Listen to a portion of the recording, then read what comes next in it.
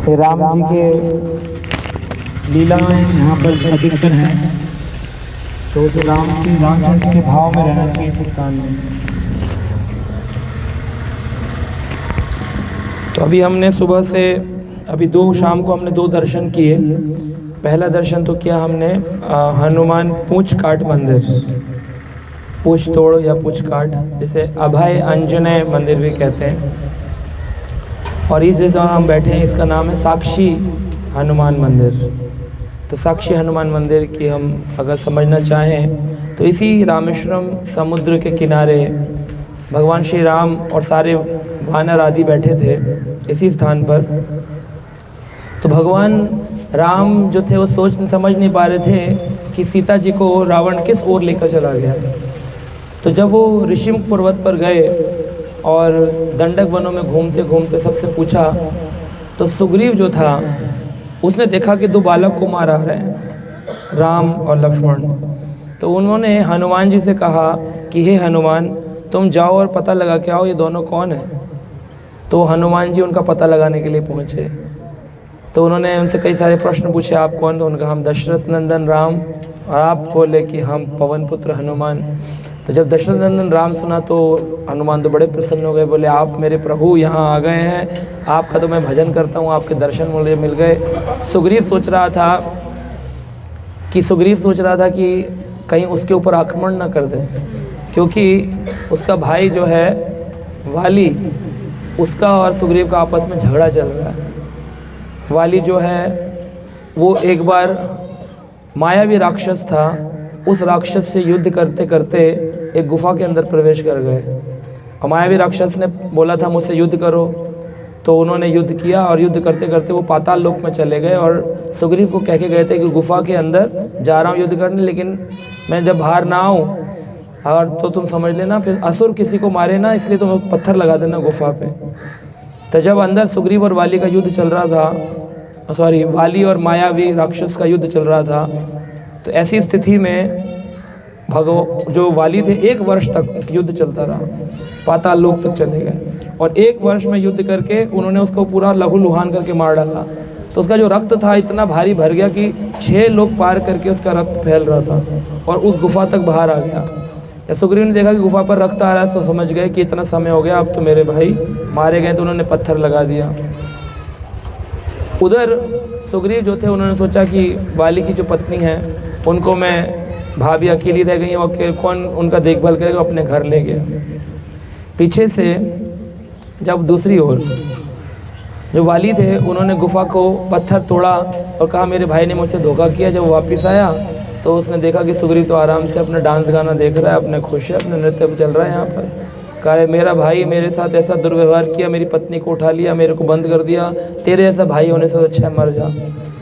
तो वाली का और सुग्रीव का दोनों का युद्ध हुआ और युद्ध होकर के वाली ने ये कह दिया कि मेरे इस एरिया में पूरे ऋषिमुख पर्वत में दिखाई नहीं देना चाहिए तो कहीं पर भी, मैं इधर का राजा हूँ, अब तो यहाँ दिखाई नहीं देना, जगह दिखाई देगा तो मैं मार डालूंगा, भाग जाए यहाँ से।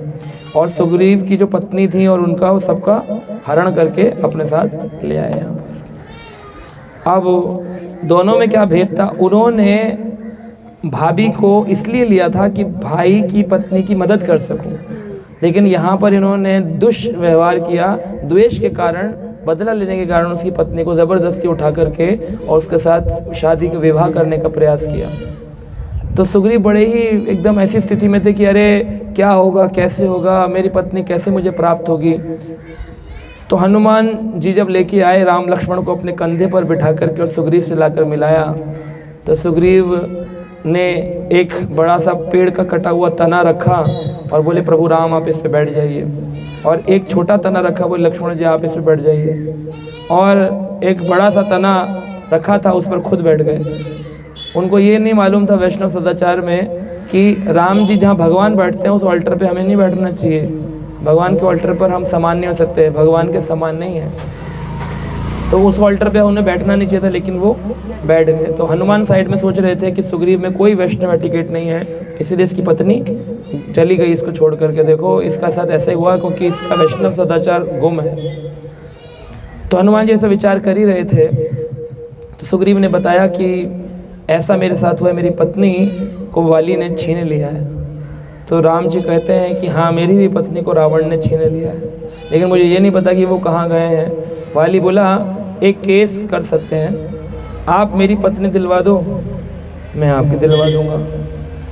तो बोले पैक्ट हो गया, और हम दोनों एक दूसरे की वेदना समझ सकते हैं क्योंकि दोनों का सेम केस है। मेरा भाई चुरा के ले गया है और आपको एक असुर उठा के ले गया है, तो अब हम आपकी मदद तब कर पाएंगे जब मेरी पत्नी मिल जाए, पहले एक टेंशन फ्री हो तब तो हम आपके साथ देंगे। अब राम जी तो विनती तुरंत सुन करके उस पर काम करते हैं। राम जी ने तुरंत ही प्लान बनाया और कहा कि ठीक है, हम तुम्हारी पत्नी को ले आएंगे, तो मुझे बताओ क्या करना है। बोले सुग्रीव का वध करना पड़ेगा। आतिताई का वध करने में कोई पाप नहीं है। जिसने अति कर दी है ऐसे व्यक्ति को आतिताई कहते हैं। जिसने दूसरे की पत्नी का हरण किया हो, दूसरे की भूमि हड़पी हो, दूसरे की पत्नी को उठाया हो, दूसरे घर में आग लगाई हो, किसी के ऊपर अस्त्र शस्त्र से आक्रमण किया हो, ऐसे जो आतिताई लोग होते हैं उनका वध करने में कोई पाप नहीं लगता। तो प्रभु राम ने कहा कि ठीक है, हम वाली को मार देंगे। बोले ऐसा नहीं है वाली। सुग्रीव बोला इतना कच्चा नहीं है, आप पहले मुझे कर दिखाइए प्रभु कि आप उसको मार सके। मैं आपके साथ ऐसा टेस्ट नहीं कर सकता कि मैं आपको उसके सामने भेज दूं, फिर राम चले जाएंगे, मैं तो बड़ा मुझसे पाप हो जाएगा कि मैंने राम की हत्या करवा दी और आप उनसे लड़वा दिया। प्रभु राम, मैं आपके साथ ऐसा नहीं कर सकता हूँ। तो राम जी ने बताओ क्या करना। कहते वाली के पास ऐसा बल है कि वाली यहाँ से एक तीर मारता है और 7 पेड़ जो हैं उनको भेदता हुआ और वो तीर जाकर के 7वें पेड़ में रुकता है। राम जी बोले अच्छा ऐसा है, तो प्रभु आप करके दिखा सकते हैं। तो भगवान ने वाली के जैसे तीर चढ़ाया और शक करके छोड़ दिया। जुम जुम जुम जुम 7 पेड़ों में करके 7वें पेड़ को भेद के वाली का वहाँ रुक जाता था, राम जी का उसको भेद करके वापस तर्कस में आ गया। तो सुग्रीव बड़े प्रसन्न में बोले हाँ प्रभु आप तो परम शक्तिशाली हैं, लेकिन मैं आपको बताऊं हमको वाली में राउंड में हमको समझ जी बताएंगे नहीं है जी जी जी। तो उसमें बताया गया कि जो रामचंद्र भगवान हैं उन्होंने हाँ हरि बोल तो है ना, रामचंद्र भगवान बोले कि मैं उसको मार दूंगा। तो बोले इतना सरल भी नहीं है, आप उसका वरदान नहीं जानते। उसको वरदान प्राप्त हुआ है। क्या वरदान प्राप्त हुआ है? उसको वरदान ये मिला है कि जो भी उससे युद्ध करेगा उसकी आदि शक्ति तो उसमें पहुंच जाएगी। तो प्रभु राम अगर उसके सामने कोई भी जाता तो वैसे ही अधूरा हो जाता है, अधूरे बल से आप लड़ पाएंगे? तो भगवान राम बोले कि मैं तो इस बात से चिंतित हूँ कि मेरी शक्ति तो पूरे ब्रह्मांड की शक्ति है, और मेरी पूरे ब्रह्मांड की शक्ति अगर आधी उसमें चली गई तो वो तो फट जाएगा। वो तो जीव है और मैं तो भगवान हूँ। तो हाउ कैन ही मैनेज, कैसे वो मैनेज करेगा इतनी शक्ति को? तो उसके लिए तो बड़ा कष्टकारी कार्य हो जाएगा, वो तो मर जाएगा। तो फिर क्या करें प्रभु? तो उन्होंने कहा कि फिर तो भगवान उसके सामने ना आकर के उसको मारना पड़ेगा, छुप करके। अब लोग बोलते हैं भगवान ने छुप करके क्यों मारा? उन्होंने कहा कि अगर छुप करके मारेंगे कोई दिक्कत नहीं, क्योंकि जो आतिताई होते हैं, पशु होते हैं, ऐसे आक्रमणकारी होते हैं, उनको छुप करके मारने में कोई दोष नहीं है। तो भगवान राम मर्यादा पुरुषोत्तम है, तो वो कोई भी कार्य मर्यादाओं को भंग करके नहीं करते। भगवान बोले मैं कर लूँगा, तुम चिंता मत करो। तो उन्होंने कहा ठीक है। युद्ध प्रारंभ हुआ। बोले तुम्हें क्या करना है? बोले तुम्हें जाकर ललकारना है, ललकार करके बस जाओ और कह दो। तो उन्होंने ललकारा और बाली आ गया लड़ने के लिए। दोनों का युद्ध प्रारंभ हो गया। अब वो उसको गदा मारे और बाली और सुग्रीव जो है वो घबरा करके गदा चलाया और दोनों का युद्ध चल रहा है। अब भगवान चिंतित है कि दोनों देखने में एक जैसे हैं, क्योंकि एक ही भाई हैं सगे, शक्ल भी एक जैसी है, बल भी एक जैसा है। वो उसको मार रहा है, उसको मार रहा है, इसमें से बाली कौन सा, किसको मारूं? तो इतने में जो सुग्रीव थे वो दुम दबा के भाग गए थे। और भगवान राम को बोले मुझे आपसे ही आशा ना थी कि आप मुझे मरवाने के लिए मेरे को ललकारा था। पहले बड़ी मुश्किल से मैं भाग भूग करके छुपा हुआ था आपने, और मुझे मरवाने के लिए वहाँ सामने खड़ा कर दिया। प्रभु मैं मर जाता, क्या कर दिया? भगवान बोले एक और मौका। बोले एक और मौका मैं कैसे दे दूँ आपको? एक और मौका नहीं दे सकता मैं आपको। बोले एक बार और मौका दे दो, तुम मुझे बस इतना बता दो, कोई ऐसा इंडिकेशन बना दो जिससे मुझे ये पता चले कि तुम वाली न हो, तुम सुग्रीव हो। कहा ठीक है। तो भगवान ने एक माला जो थी वो सुग्रीव के गले में पहना दी, और कई जगह पर वैसा वर्णन है कि तिलक लगाया स्पेशल, भगवान राम ने स्पेशल तिलक लगाया। उन्हें इस तिलक से मैं पहचान जाऊंगा या इस माला से पहचान जाऊंगा। युद्ध प्रारंभ हुआ और युद्ध होने पर भगवान ने देखा और दूर से वाली का वध कर दिया। जब वाली का वध हुआ तो जोर जोर से वाली चिल्लाने लगा जय श्री राम। अभी वो तो अगेंस्ट था और ऐसा व्यक्ति था खतरनाक, तो राम राम क्यों बोलने लगा, जबकि राम ने छुपकर मारा। और उसने कहा राम जी आपने बड़ा अच्छा किया जो मुझे छुप करके मारा। उसके गले में एक सोने का हार था, उसने उतार के तुरंत जो अपने सुग्रीव के पास में देना चाहा कि लो सुग्रीव, मैं तुम्हें ये सोने का हार प्रदान करता हूँ क्योंकि तुमने बहुत अच्छा काम किया। अब कोई किसी को मरवा दे और आप उसे धन्यवाद बोल पाएंगे? उन्होंने धन्यवाद दिया। बोले क्यों? बोले मैंने जो कार्य किए इतने पापमय कि तुम्हारी पत्नी को उठाया और तुम्हारी ज़मीन छीनी, तुमको यहाँ से धक्के मार के निकाल दिया, मैंने इतने पाप किए हैं, मेरे उद्धार का और कोई तरीका नहीं था, परंतु भाई सिर्फ एक अच्छा काम हो गया कि मैं तुम्हारा भाई हूँ, तुम्हें भगवान राम मिल गए और राम ने जो मुझे तीर मारा है मेरे सारे पाप धो करके मुझे भगवान अपना धाम प्रदान किया है। तो वाली रो रहा था और रोते रोते भगवान राम के भी आंसू निकल आए कि वाली तुम्हें कष्ट तो नहीं हो रहा? बोला नहीं, मुझे तो बहुत आनंद का अनुभव हो रहा है प्रभु। मैं तो बस आपसे एक विनती करना चाहता हूँ, जितना प्रेम आपने मुझे प्रदान किया उतना प्रेम आप मेरे पुत्र अंगद को भी प्रदान करना। तो अंगद को वाली की जगह पर सीट प्रदान करी गई, उन्हें चीफ सेना नायक बनाया गया। अब सारे कार्य प्रारंभ हो गए। भगवान राम ने उसकी पत्नी दिलवा दी। सुग्रीव अपनी पत्नी और बाली की पत्नी दोनों को लेकर के अपने आराम से ऋषिमुख पर्वत पर रहने लग गए। अब भगवान राम को वादा किया तुम हमारी दिलवा दो, हम तुम्हारे दिलवाएंगे। अपनी मिलकर के ऐसा खुश हो गया, भूल गया कि भगवान की दिलवानी। इतना लिप्त हो गया, महीने 2 महीने निकल गए और वो बातचीत ही नहीं हो रही है कोई। भगवान बार बार पूछते हैं सुग्रीव जी से कुछ बातचीत हुई, लक्ष्मण कुछ बात हुई? बोले नहीं प्रभु, उसने अपने आप बोला था, समझदार आदमी है, ऐसे बड़े आदमी को बार बार बोलना ठीक नहीं लगता है, राजा है, क्या बोले बार बार जाके कि भाई याद है हमारी पत्नी सोचेगा इतने बड़े राम भक्त भगवान हैं, इतने आसक्त नारी के पीछे की रोज ही इन्फॉर्मेशन आ रही है कि क्या हुआ क्या हुआ, इतना फॉलोअप करने की क्या ज़रूरत है? तो भगवान भी थोड़ा रुक रुक के नहीं, आज नहीं। तो महीना 2 महीना जब निकल गया तो लक्ष्मण बोले भगवान अब बहुत हुआ, ये तो बात ही नहीं कर रहा पलट कर, ये तो मतलब ये तो बिल्कुल चीटिंग केस हो गया, हमारे साथ फ्रॉड हुआ है कि देखो अपना तो ले लिया और हमारा हेल्प नहीं कर रहा है। तो भगवान राम बोले कि हाँ हमें इन्फॉर्मेशन पहुंचाना चाहिए। तो इन्फॉर्मेशन पहुंचाया गया और इन्फॉर्मेशन पहुंचाया तो सुग्रीव जो थे उनको थोड़ा सा एक चेतना आई और बोले हाँ मुझसे गलती हुई, मैंने वादा किया था, प्रभु राम के चरणों में अपराध हो गया है, आज ही मैं वानरों को चारों दिशाओं में भेजता हूँ। तो 1 करोड़ वानर बुलाए गए। कितने? 1 करोड़ वानर बुलाए गए और कहा 4 दिशाओं में आप 1/4 भाग में है ना बट जाओ, 1 करोड़ का चौथाई भाग बट जाओ, पूर्व दिशा, दक्षिण दिशा, उत्तर दिशा, सब जगह जाओ और पता करो कि सीता जी किधर ले गया है रावण। अब पता थोड़ी था किसी को, जीपीएस तो था नहीं डाला और पहुंचे, तो कैसे पता करें? तो सब पता करते हुए आए, इधर सब जा रहे हैं, हनुमान अंगद आदि जामवंत एक दिशा में जा रहे हैं, कुछ इस दिशा में कुछ इस दिशा में। ये चलते चलते इसी रामेश्वरम तट के किनारे पहुँचे और ये जो पर्वत है जहाँ हम कल गए थे राम झरोका, गंधमादन पर्वत, इसी में खड़े होकर के यहाँ पर सब सोचिए, बिल्कुल फील कर लीजिए कि समुद्र किनारे हम सब, रामचंद्र जी की पूरी सेना यहाँ बैठी है, वानर आदि बैठे हुए हैं सारे के सारे, और वो बोल रहे हैं कि भाई कैसे जाएं, कैसे पता लगाएं, क्या होगा, कहाँ गया होगा। तभी समुद्र के किनारे संपाति निकल आते हैं और कहते हैं कि मैं बता सकता हूँ कहाँ गए हैं रावण, इस दिशा में गया है रावण सीता माता को लेकर के।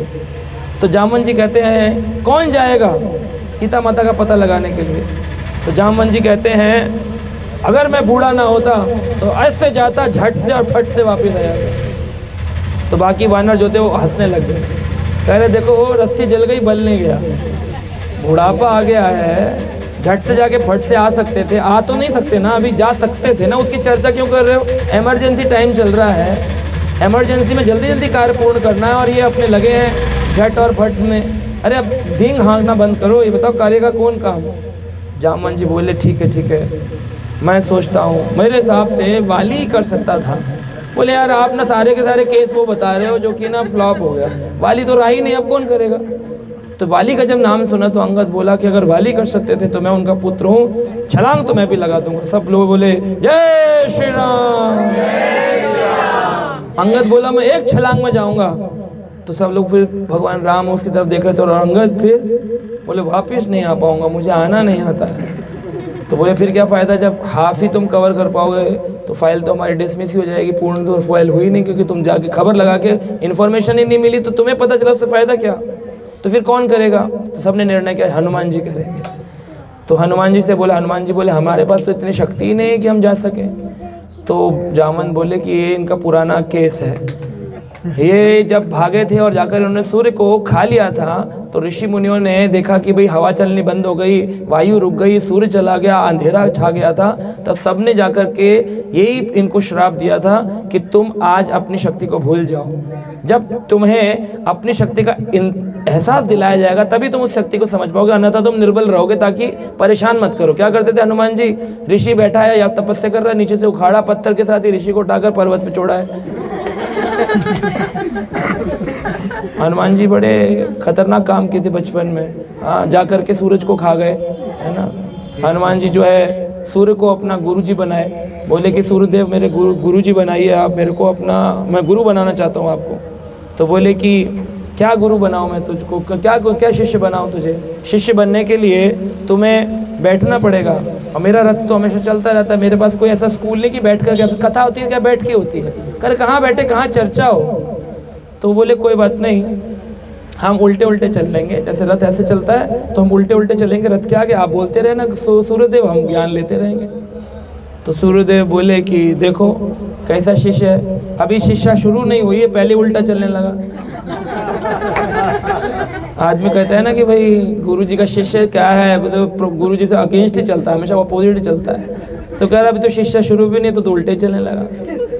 तो ऐसे करके जब तो उन्होंने हनुमान जी बोले कि देखिए यही तो मैं बात बताना चाहता हूँ, इससे तो और शिक्षा अच्छी हो जाएगी, दुनिया में संदेश अच्छा जाएगा। क्या? बोले जो उल्टा चलता था फिर बाद में आपकी शिक्षा से वो सीधा हो जाएगा। तो फिर इस प्रकार से सूर्यदेव से उन्होंने ज्ञान प्राप्त किया। तो हनुमान जी में बल था, तो जामवंत जी ने उनको स्मरण कराया कि जाओ, जाकर के तुम जाओ, तुम बड़े बलशाली हो, तुम कर सकते हो, तुम कर सकते हो, कर सकते हो हनुमान, तुम कर सकते हो। हनुमान जी में जोश भर गया। जोश भर कर के वो भागे, छलांग लगाने के लिए पर्वतों पर चढ़ते थे, पर्वत नीचे दब जाते थे।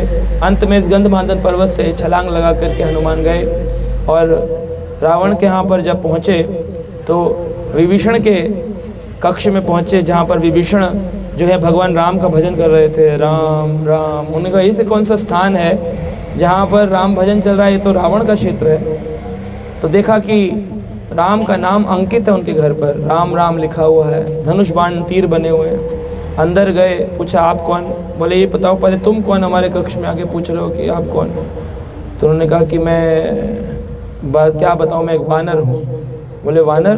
बोले हाँ, मैं राम जी का दूत हूँ। आप राम बोल रहे हैं तो मैं समझ गया आप राम भक्त हैं। मैं उनका दूत हूँ और यहाँ अशोक वाटिका में सीता जी का पता लगाने आया हूँ, कहाँ होगी अशोक वाटिका? तो विभीषण बोले कि अच्छा, इसका मतलब आप तो बड़े कृपा है आपके ऊपर, आपको वपु संग मिल रहा है, राम जी के संग है। मैं तो केवल स्मरण और नाम मात्र का जप कर रहा हूँ, आप तो वपु संग पा रहे हैं, आप तो बड़े वो हैं। तो हनुमान जी अपनी स्थिति को शिक्षा देते हैं कि कहीं भी ऐसा कोई गुणगान गाए तो अपनी स्थिति को बोले अरे हम कहाँ, अरे हम कहाँ। तो बोले अरे आप तो गुरु महाराज जी के संग संग चलते हैं, आप तो उनके बहुत क्लोज होंगे। बोले नहीं नहीं हम कहाँ, हम तो नीचे। तो हनुमान जी कहते हैं प्रात लही जो नाम हमारा, बाए मिले ना तादिन हारा। हम तो बंदर हैं, हमारा मुंह तो कोई देख लेता उसको खाना नहीं मिलता उस दिन, हमारा को कौन पूछता है। वो तो राम जी की कृपा हो गई, जब से मैं राम का हो गया हमारी पूछ हो गई। जब से मैं राम जी का हो गया हमारी पूछ हो गई। तो वो पूछ राम जी के कारण, एक पूछ वो वाली पूछ और एक पूछ यानी डिमांड, राम जी के कारण आपकी डिमांड हो गई है। जब से राम जी हुए, देखो राम जी का हो गया, मैंने राम जी की शरणागति करी तो राम जी का दूत बनने का मौका मिला, एम्बेसडर बनाया राम जी ने अपना कि तुम जाओ संदेशा लेकर के पता लगा के। तो विभीषण बड़े प्रसन्न हुए, बोले अच्छा। हनुमान जी पूछे तो तुम यहाँ पर रावण के कक्ष में रहते हो, कभी रावण ने रोका नहीं तुमको कि तुम राम राम लिखा? कहे कई बार टोका उसने, लेकिन मैंने उसको घुमा दिया। बोले कैसे घुमाया? बोले मैंने कह दिया अरे भैया ये आप ही का नाम है, रा से रावण और म से मंदोदरी, इसलिए मैंने राम लिखा है। रावण बड़ा प्रसन्न हुआ, बोला फिर एक जगह क्यों लिखा है, पूरे कक्ष में लिखवाओ।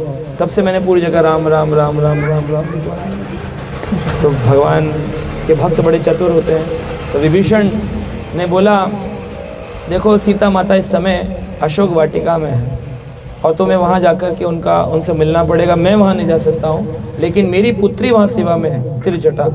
तो त्रिजटा जो है कई बार रक्षा कर चुकी सीता जी की, तुम्हें वहाँ जाना है और जाकर के उनसे मिलना है। अब हनुमान जी अशोक वाटिका में पहुंचे, त्रिजटा वहाँ बैठी थी, तो हनुमान जी ऊपर पेड़ पर बैठकर देख रहे थे कि एक ऐसा दृश्य है, अशोक वाटिका में सशोक बैठी है अशोक वाटिका और सशोक शोक में बैठी हैं।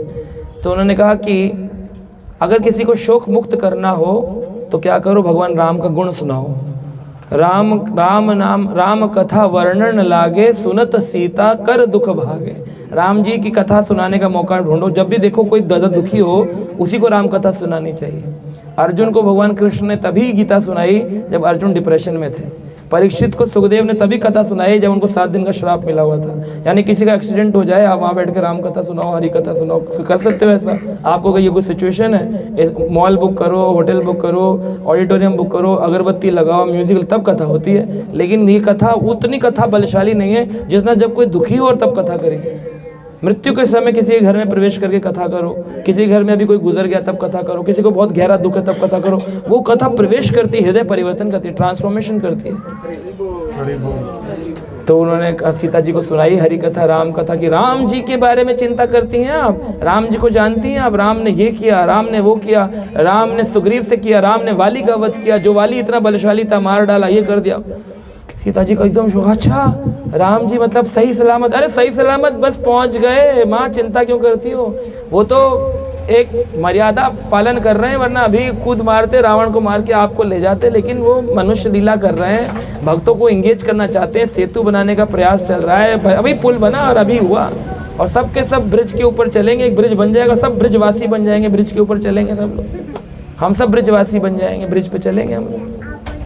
तो सीता जी बड़ी प्रसन्न हुई, बोले कि लेकिन मैं कैसे मान लूँ कि आप राम कथा तो कोई भी बोल सकता है, आप राम के दूत कैसे मानूं। तो उन्होंने एक मुद्रिका निकाल कर दी, मुद्रिका निकाल कर दी। तो उन्होंने कहा कि ये लीजिए माँ मुद्रिका।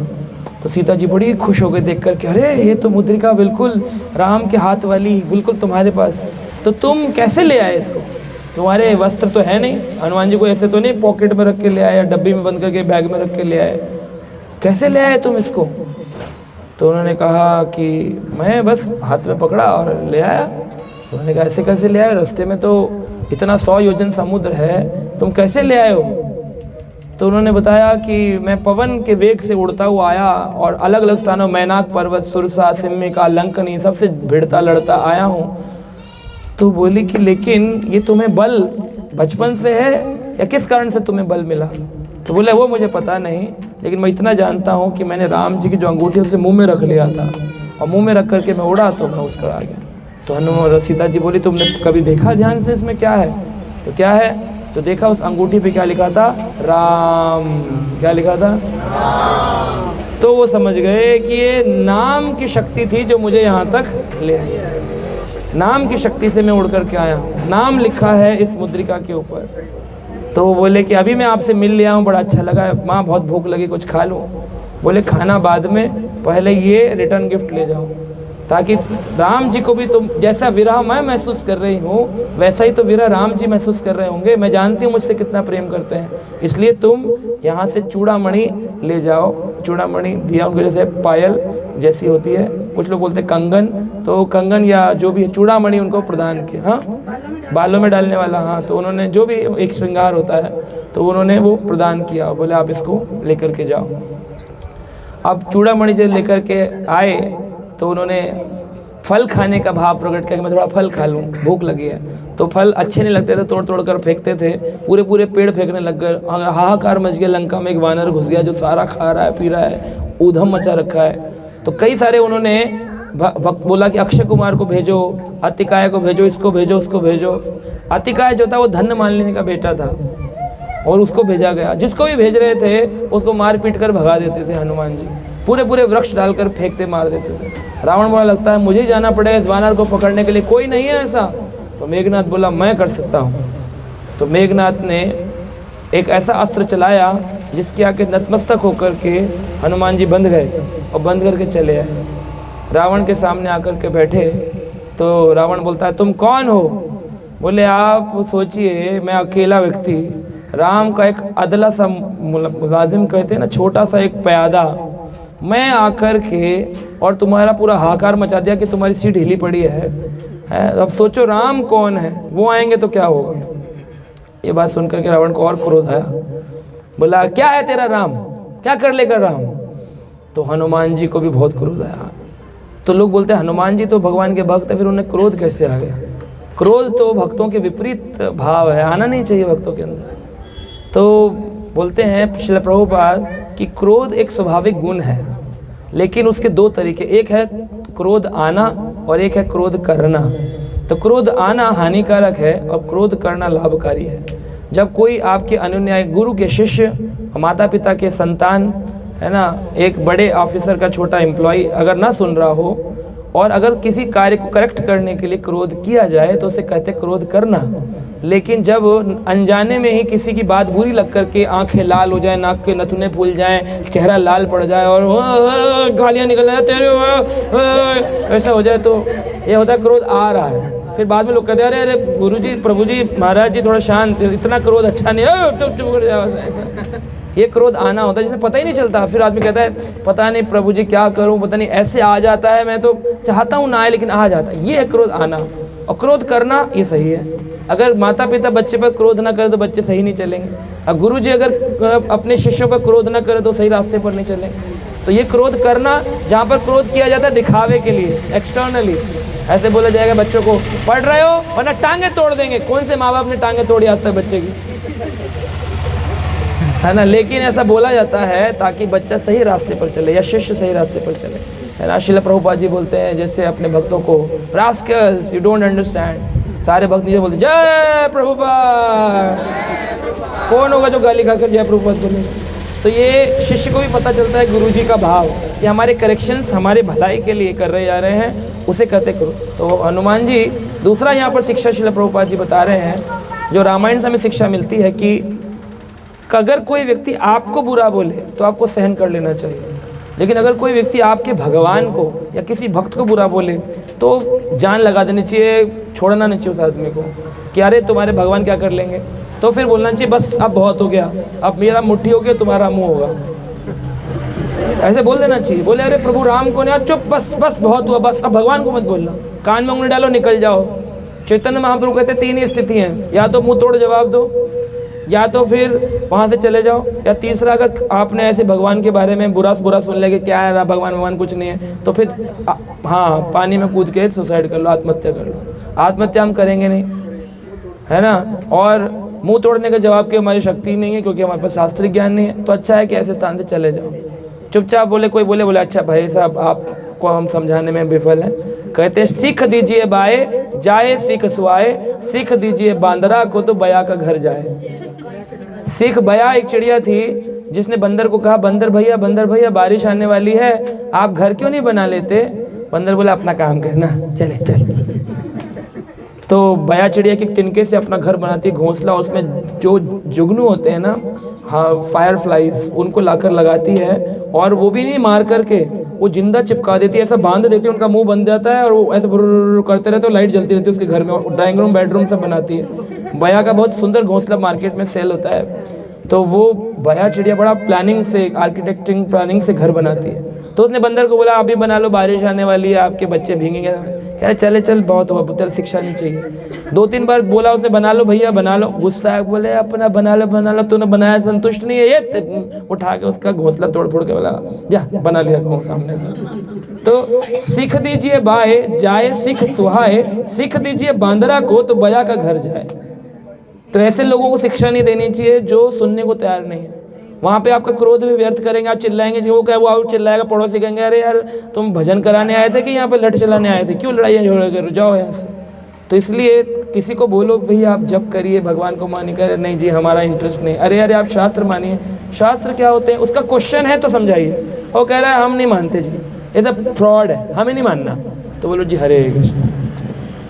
ज़्यादा वहाँ पे भैंस बासी थोड़ी बहुत देर 5-6 मिनट आप कर सकते हो चर्चा, लेकिन जब समझ में आया कि ये नहीं समझने को तैयार है तो भैंस के आगे बीन बजाई भैंस न जानी सानी है। उसके सामने वैसे ही जैसे भैंस के आगे बीन बजाना है ना, अनपढ़ के आगे काला अक्षर भैंस बराबर। तो ऐसे लोगों को हरे कृष्णा करके निकल जाना चाहिए, ज़्यादा उनसे भिड़ना नहीं चाहिए। सब व्यक्ति के किस्मत में राम भजन नहीं लिखा है ना। भारद्वाज ऋषि कहते हैं राम जी आपकी कृपा जिस पर होती है वही आपको समझ सकता है ना, जिस पर आपकी कृपा है। जिसको आप चाहते हैं कि ये भजन करे, ये करे, ये करे, वही आदमी आगे बढ़ सकता है।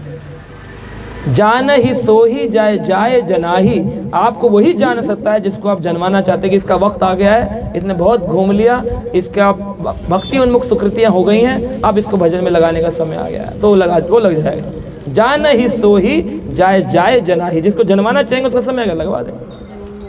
जिसका समय नहीं आया तो बहस करता रहेगा, लड़ाई झगड़े करेगा, तू तड़ाक करेगा, तर्क वितर्क करेगा, उनको बोल देना हरे कृष्ण। उपदेशो न मूर्खा नाम प्रकोपाय न शांतये, पयम पानम भुजंगा नाम केवलम विश्वर्धनम। पयोपानम, पयोपानम मतलब दूध का पान, पयोपानम भुजंगा नाम, अगर सांप को दूध पिलाओ, केवलम विश्वर्धनम, उसके विष का वर्धन होगा। लेकिन आप दूध अगर सांप को पिलाते हैं तो ये साइंटिफिकली भी गलत है और लॉजिकली भी गलत है। साइंटिफिकली सांप को दूध पिलाने से सांप 5-6 महीने में मर जाता है, और सांप के जितने सपेरे आदि होते हैं ये सब गलत करते हैं सांप के साथ में कि सांप को दूध पिलाते हैं। सांप दूध नहीं पीता है और सांप 5-6 महीने में वो मर जाता है कि भाई उसको दूध पिलाने से उसका विष इतना बढ़ता है कि अपने ही विष के जहर से सांप मर जाएगा। ऐसे करके सांप कहीं पड़े मिलेंगे आपको झाड़ियों में मरा पड़ा, क्यों? अपने ही विष से मर गया वो। तो ऐसे ही वो कहते उपदेशो न मूर्ख नाम, मूर्ख को अगर कृष्ण भक्ति का, राम भक्ति का उपदेश दोगे, प्रकोप आया, गुस्से में आ जाएगा, न शांत है, वो शांत नहीं बनेगा, साधु नहीं बनेगा। इसलिए उन्हीं को प्रचार करना चाहिए। श्रील प्रभुपाद लिखते हैं भगवद गीता में, those who are inclined for Krishna consciousness preach to all but inclined to Krishna. सबको हरि नाम बोल रहे जा रहे हैं रोड पे, हरे कृष्णा सबको बोल रहे हैं, इनको ही बोल रहे हैं उनको। लेकिन आप बोलो किसी का कोई प्रश्न हो तो आप बाद में आके मिल सकते हैं। अब मिलेगा कौन? जिसको इंक्लिनेशन होगा, बाकी उठ कर अपने प्रसाद भागे हरि बोल हरि बोल। तो जो इंक्लाइंड होगा उनका नंबर ले लो, उनको जोड़ लो, उनको प्रीचिंग कर लो। ये प्रीचिंग होती है। जनरल आपने क्लास दे दिया, जिसकी समझ में नहीं आता वो आधे में उठ जाता है, मोबाइल निकाल के खेलता रहता है, हेलो हेलो हेलो करके निकल जाएगा वो बीच में से और टहलता रहेगा क्लास के टाइम पे। तो ऐसे लोग भक्त नहीं बनते, और आपको बनाने के लिए झगड़ा भी नहीं करना चाहिए, चाहे वो कोई हो, परिवार के हो या बाहर के हो। आप अपने जीवन को बदलें, बाकी उनको छोड़ दे भगवान भरोसे। तो इस प्रकार से रावण ने जब राम जी को बोला, क्या कर लेगा तेरा राम, है बालक ही तो है, जानता है मेरी शक्ति को, मैं त्रिलोक का स्वामी हूँ, ये है वो है। तब हनुमान जी बोले अब बहुत हुआ बस, वरना अभी राम की शक्ति, मैं राम जी के यश को काटना नहीं चाहता, वरना अभी तेरी गर्दन दबाकर ये मार देता। मैं राम का दूत हूँ, मैं उनकी सेवा काटना नहीं चाहता हूँ, कि अगर मैंने मार दिया तुझे तो मेरा यश फैल जाएगा। रामेश्वरम में लोग आया करेंगे कि हनुमान जी ने रावण का वध किया था, राम विजय उत्सव की जगह होगा हनुमान विजय उत्सव। इसलिए मैं ये काम नहीं करूँगा, मैं ये नहीं करूँगा। आप कृपया करके मुझे जाने दीजिए, अब राम जी बताएंगे क्योंकि आपको मैंने समझाया। जैसे भगवान कृष्ण ने दुर्योधन को समझाया, शांति दूत बनकर समझ नहीं आया, युद्ध होगा, ऐसे ही रावण को समझाया था, हनुमान जी ने समझ नहीं आया, बोले अब तो युद्ध होगा। अंगद आया था समझाने के लिए, तो अंगद ने भी कहा मैंने यहाँ पे पैर लगाया है, कोई इस पैर को हिला करके दिखा दे। सारे लोगों ने प्रयास किया, कोई पैर नहीं हिला पाया। रावण बोला अब लगता है मुझे ही अपनी लंका की इज्जत बतानी पड़ेगी। पूरा बलशाली रावण मुकुट लेकर के चलत दशानन डोलती धरती, धरती डोल रही है, रावण आ रहा है ढम ढम ढम। अंगद के पैर को पकड़ने के लिए जैसे आगे बढ़ा, वाली पुत्र अंगद ने पैर अपना पीछे कर लिया। बोले अगर पैर ही पकड़ना है तो राम जी का जाकर पकड़ो, मुक्त हो जाओगे, मेरा पकड़ के क्या मिलने वाला है तुम्हें। तो इस प्रकार से भगवान राम के भक्तों की बड़ा बल है, बड़ा आनंदमय। तो हनुमान जी की उसने पूंछ में आग लगा दी, अरे इसकी पूंछ बहुत हो गई है ना, डिमांड बहुत हो गई। तो ऐसे लोग तो आचार्य बताते हैं जब आपकी डिमांड बढ़ जाएगी ना, आपका यश फैलेगा, तो बाकी लोग एनवियस हो जाएंगे, वो कहेंगे इसकी डिमांड को काटो, क्रिटिसाइज करो। पूंछ में आग लगाने का मतलब है उसकी डिमांड में आग लगाना, क्रिटिसाइज करना। जो बढ़ेगा बोले अरे ऐसे खामखा लेक्चर दे रहा है, खामखा कीर्तन कर रहा है, ये बनेंगे साधु, ये बनेंगे साधु, तिलक लगा के, ऐसे के लोग क्रिटिसाइज करेंगे, आपकी पूंछ में आग लगाएंगे। तो पूंछ में आग लगा दी गई, और उस पूंछ की आग लगाने से क्या हुआ कि अगर कोई पूंछ में आग लगाता है किसी की, तो क्या होता है उसका खुद की लंका जल जाती है। तो जो आपके क्रिटिसिज्म करते हैं उनको इग्नोर कर देना चाहिए, उससे उन्हीं का विनाश होता है ना। तो ये लंका में आग लगा के हनुमान जी वापिस आए और लाकर के प्रभु श्री राम को उन्होंने चूड़ामणि प्रदान करी। चूड़ामणि प्रदान करी, कौन सा स्थान था जिधर हम बैठे हैं, इसका नाम है साक्षी हनुमान मंदिर। भगवान राम को आकर साक्षी दी कि प्रभु राम आप विलाप करना बंद कर दीजिए, सब सेटिंग हो गई है, अब आपको बस जाना है, स्टेज प्लेटफॉर्म सेट है, आपको चढ़ना है और बस एक तीर में रावण को मारना है। अपना काम सब तैयार है, सीता जी सुरक्षित हैं, आपके स्मरण में है, रावण ने स्पर्श नहीं किया है, कुछ नहीं है। अशोक वाटिका में विभीषण जी की ऐसे ऐसे सारा को डिटेलिंग कर दिया। तो राम जी को सीता जी की साक्षी दी आकर के कि वो सब कुछ सही है। ऐसे ही यहाँ पर हनुमान जी ने चूड़ामणि ला करके राम जी को दिया। राम जी बड़े प्रसन्न हुए, उन्होंने कहा हनुमान तुमने साक्षी ला कर दी है, ये स्थान के नाम से कहलाएगा साक्षी हनुमान। तो आप ऐसे स्थान पर जब आए तो आपको भी साक्षी देना चाहिए। क्या कि प्रभु हनुमान जी आप साक्षी हैं ना, हम आए थे रामेश्वरम में। याद रखना प्रभु राम को साक्षी देना, जब हमारी मृत्यु आए और जब हम मरने लगे, प्राण छूटे, तो क्या करना, राम जी को बोल देना राम जी पापी तापी है, बड़े गलत काम किए, लेकिन एक बार आपके धाम में आया था, आपकी कथा श्रवण की थी, आपका नाम भजन किया था, तो आप हनुमान जी हमारी साक्षी देना। ये बोल करके प्रणाम करना चाहिए, हमारी साक्षी देना है, बताना हम राम जी के भक्त हैं, हम लोग भी कृष्ण भक्त हैं, हम ऐसे छोड़ मत देना कि संसार में छोड़ दिया। तो हनुमान जी के सामने जो बोलते हैं, हनुमान जी कहते हैं नहीं, मैं एक एक को भगवान के साकेत धाम बेच के रहूँगा, सबको ले जाऊँगा, साक्षी दूंगा सबकी, 1 नंबर 2 नंबर 3 नंबर, ये नहीं आया था, इसको छोड़ देंगे सबको तो हनुमान जी साक्षी देते हैं। तो इस प्रकार से हनुमान जी बड़े प्रसन्न हो गए। राम जी ने, उन्होंने जब आए चूड़ामणि लेकर के, तो भगवान राम के चरण पकड़ करके चूड़ामणि ऐसे प्रदान करी। तो भगवान राम ने उनके सिर पर हाथ रखा और बोले हनुमान तुमने बहुत सुंदर कार्य किया, मेरा दिल आज कर रहा है कि तुम्हें संसार का, ब्रह्मांड का सारा बल शक्ति वैभव सब प्रदान कर दो। और हनुमान बोले हम क्या करेंगे, हम वानर लोग पेड़ पर रहते, इधर पर्वतों पे घूमते, हम वैभव का क्या करेंगे।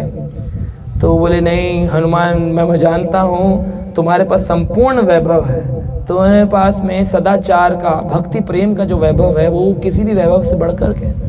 तो उन्होंने कहा तुम खड़े हो जाओ हनुमान। तो कहा नहीं प्रभु मैं खड़ा नहीं होऊंगा। बोले क्यों। बोले जब से मैं आया हूँ तब से मैं देख रहा हूँ आप बातचीत कर, अब इमोशंस में बह रहे हैं, सीता जी का स्मरण कर रहे हैं, सिर पर हाथ रखा हुआ है और वो पैर पकड़ के खड़े हैं, चूड़ामणि हाथ से पकड़ा कर। आप देखें इसमें दर्शन करिएगा कैसे खड़े, ऐसे करके खड़े हैं हनुमान जी ना, दे रहे हैं उनको, वो नीचे खड़े, सिर पर राम जी ने हाथ रखा हुआ है। तो बोले उठो उठो राम, उठो हनुमान उठो। कहते नहीं प्रभु मैं उठूंगा नहीं। कहा क्यों। बोले ये पोजीशन सबसे अच्छी है, अगर कोई आदमी खड़ा हो तो गिर सकता है, लेकिन अगर आदमी बैठा हो तो कैसे गिरेगा। बैठा आदमी गिर सकता है, बैठा आदमी नहीं गिर सकता। बोले हम आपके चरणों का स्थान है, सबसे सुरक्षित स्थान पर बैठे हैं, दुनिया चाहती है आप अपना आशीर्वाद दीजिए, आप अपना आशीर्वाद दीजिए। अब मैं आपके पैर पकड़े तुरंत आपका हाथ मेरे सिर पर आ गया, अब मैं आपके पैर छोड़ता हूँ उधर से आपका हाथ हटता है, तो कौन ऐसा होगा मूर्ख जो आपके अपने सिर से आपका हाथ हटाना चाहेगा। तो मैं ये चाहता हूँ सदा सदा आपका हाथ मेरे, आपका वरद हस्त, वरदान देने वाला हाथ मेरे मस्तक पर विराजमान है। तो इस प्रकार से राम जी के चरणों में हनुमान जी ने स्थान पाया। लेकिन हनुमान जी को राम जी बोले जो तुमने काम किया है ना उसके लिए कुछ एक्स्ट्रा बनता है। खड़ा किया और बोले देखो तुम्हारे प्रेम और भक्ति के आगे मैं तुम्हें कुछ देने योग्य तो नहीं हूँ, है ना, लेकिन मैं तुम्हें एक चीज़ दे सकता हूँ जो मैंने आज तक किसी को नहीं दी, वो है अपना प्रगाढ़ आलिंगन। और भगवान ने हनुमान को गले लगाया। तो हनुमान जी बड़े प्रसन्न हुए, बोले अरे संपत्ति मिल गई प्रभु, इस आलिंगन में जो है ना, इस गले लगाने में जो प्रेम है ना, जो मज़ा आया वो आप नहीं समझ सकते, क्या सब कुछ दे दिया आपने मुझे। अभी राम जी बोले हनुमान को चलो अब आगे का कार्य करते हैं। और इस प्रकार से सेतु बनाया गया और सेतु बना करके रावण का वध किया गया, जो कल राम विजय उत्सव है और कल ही के दिन रावण का वध किया गया। और युद्ध होने के बाद, रावण का वध करने के बाद जब वापस आए तो शिव जी की उपासना करने की विधि अगस्त ऋषि ने बताई कि आपने एक रावण ब्राह्मण का वध किया है तो आपको पाप मुक्त होना चाहिए। तो भगवान तो अपाप विधा में, उनको कोई पाप लगता नहीं, परंतु फिर भी उन्होंने कहा चलो ठीक है, मर्यादा बना देते हैं कि गलती हो जाए तो पश्चाताप करना चाहिए। तो उन्होंने एक शिवलिंग बनाया सीता माता ने रेत से, और हनुमान जी को कहा था तुम शिवलिंग लेके आओ कैलाश से। तो वो कैलाश से 2 शिवलिंग लेकर के आए। इतने से पहले ही सीता जी का शिवलिंग बन चुका था, उपासना भी हो गई थी। तो भगवान को देख करके वो बड़े क्रोध में, उग्र रूप में आए, जो हमने दर्शन भी किया था, और क्रोध में आकर के बोले अरे फिर हमारे शिवलिंग का क्या होगा। तो बोले तुम्हारा शिवलिंग भी स्थापना किया जाएगा। तो उसमें 2 शिवलिंग, एक शिवलिंग तो अंदर जिसका नाम है काशी विश्वनाथ शिवलिंग, और दूसरा बाहर पाताल शिवलिंग जिसका नाम है आत्मलिंग शिवलिंग। तो ये 2 शिवलिंग उन्होंने स्थापना करी और बोले जब तक कोई इन दोनों का दर्शन करने मेरे बनाए गए, सीता के द्वारा बनाए गए रामेश्वर शिवलिंग से पहले इनका दर्शन नहीं करेगा तो उसको पूर्ण फल प्राप्त नहीं होगा। तो कोई जाए तो इन तीनों शिवलिंग का दर्शन से ही पूर्ण फल मिलता है। तो हनुमान जी बोले कि अरे लेकिन आपका शिवलिंग तो रेत का है ना, ये तो ढह जाएगा समुद्र की लहरों में। भगवान बोले ऐसे कैसे ढह जाएगा, तो तुम ट्राई करके देखो। तो हनुमान जी ने उस शिवलिंग के ऊपर अपनी पूंछ से बांधा और खींचने का प्रयास किया। तो वहाँ रामेश्वरम जहाँ शिवलिंग है वहाँ खींचा था, और खींच के जोर से, अब कभी इलास्टिक को आप खींच के छोड़ो तो क्या होता है, दूर जाके गिरती है ना। इलास्टिक ऐसे कैसे खींचो, टूटती है तो दूर जाके गिरती है। तो हनुमान जी ने जोर लगाया था तो उनकी इलास्टिक पूंछ जो थी वो धड़ाम से करके शरीर से अलग हो गई। बोले ये क्या हो गया, बोले हनुमान तुम्हारी पूंछ ही टूट गई, तुम तो शिव जी की शिवलिंग हटाना चाह रहे थे। और वो पूंछ कहाँ जाके गिरी, जो अभी हमने इससे पहले दर्शन किया अभय अंजनेय टेम्पल, अभय अंजनेय मंदिर, वहाँ पर उनकी पूंछ आकर के गिरी थी। उसका नाम है हनुमान पूंछ काट मंदिर। हनुमान की पूंछ कटी थी यहाँ पर, हनुमान पूंछ काट मंदिर। तो अभय क्यों प्रदान, अभय अंजनेय, अंजनेय तो क्योंकि अंजना माता के पुत्र हैं, और अभय क्योंकि बड़े भयभीत हो गए थे हनुमान कि अरे अब क्या होगा मेरी पूंछ का। तो राम जी बोले अरे तुम चलो अभी लगा देते हैं। तो राम जी फिर इसी स्थान पर लाए और उनको अभयता प्रदान करी और उनको पूंछ को दोबारा पुनः जोड़ा गया। हरि बोल। तो ये अभय अंजनेय मंदिर और ये है साक्षी हनुमान मंदिर। तो हमने लगभग सभी स्थान घूम लिए, राम झरोका, लक्ष्मण तीर्थ। लक्ष्मण तीर्थ में कल गए थे तो लोग पूछ रहे थे क्या है लक्ष्मण तीर्थ। लक्ष्मण तीर्थ में लक्ष्मण जी ने शिवलिंग की उपासना करी, क्योंकि उनको भी मेघनाद के वध का पाप लगा था। मेघनाद भी सेम परंपरा है, ऋषि पुत्र है, तो उसको भी इसलिए लक्ष्मण जी ने भी वहाँ पर शिवलिंग की स्थापना करी। और श्री चैतन्य महाप्रभु जब आए तो उन्हें लक्ष्मण तीर्थ के सामने चैतन्य महाप्रभु बैठक में ही स्थान ग्रहण किया और खूब संकीर्तन किया यहाँ पर। हरे कृष्णा कृष्णा कृष्णा हरे हरे, हरे राम राम राम हरे हरे। जय श्री राम, जय जय श्री राम। साक्षी हनुमान की, अभय अंजनेय हनुमान की, पंचमुखी हनुमान की, श्री रामचंद्र भगवान की, राम विजय उत्सव की। निताई निताई गौर हरि प्रेमानंदे। Thank you, Hare Krishna.